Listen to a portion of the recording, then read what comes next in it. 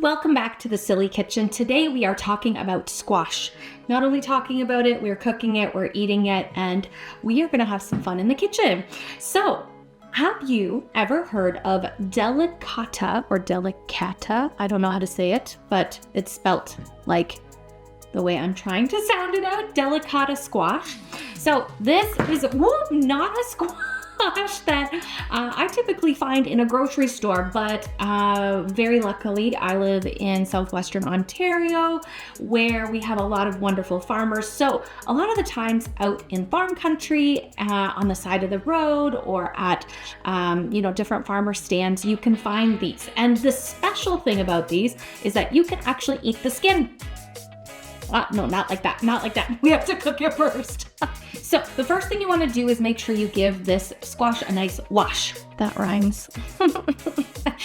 Because we're eating the skin, we want to make sure that you give it a nice good scrub, and then we need to cut it. So I just try to do my best with the best quality knives that I might have in the kitchen, cut the end off, and then start slicing it. That way, once you have slices, you can start scooping out the seeds and any of that little remnants left behind.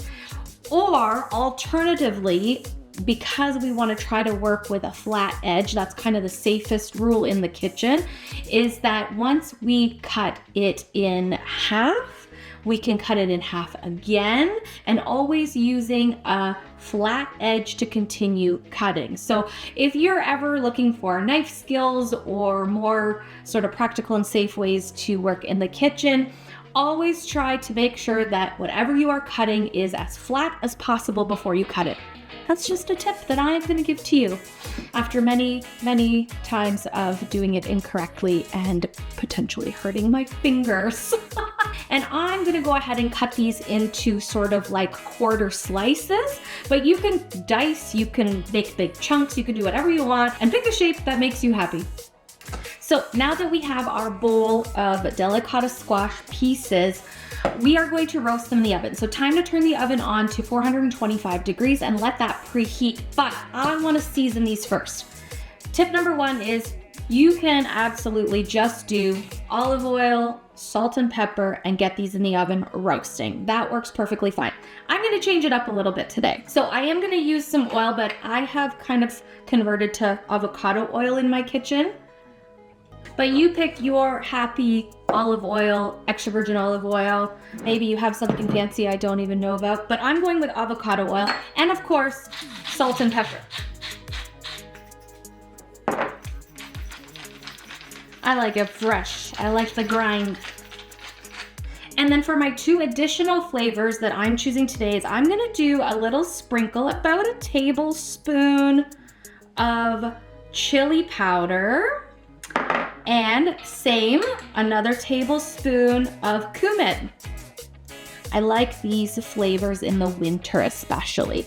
That's all we're doing for this seasoning. And now we just have to give it a good mix. Let that seasoning and oil coat all over these. Just a nice little toss with tongs works super fine. And now we are gonna get these onto a sheet pan. Spread them out evenly, and our oven should, sorry for the noise.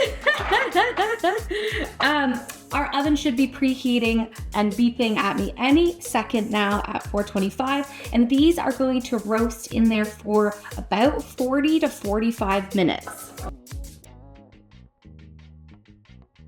All right, out of the oven it comes. It is piping hot, but I have to try it. Have to try it. Oh, it's hot.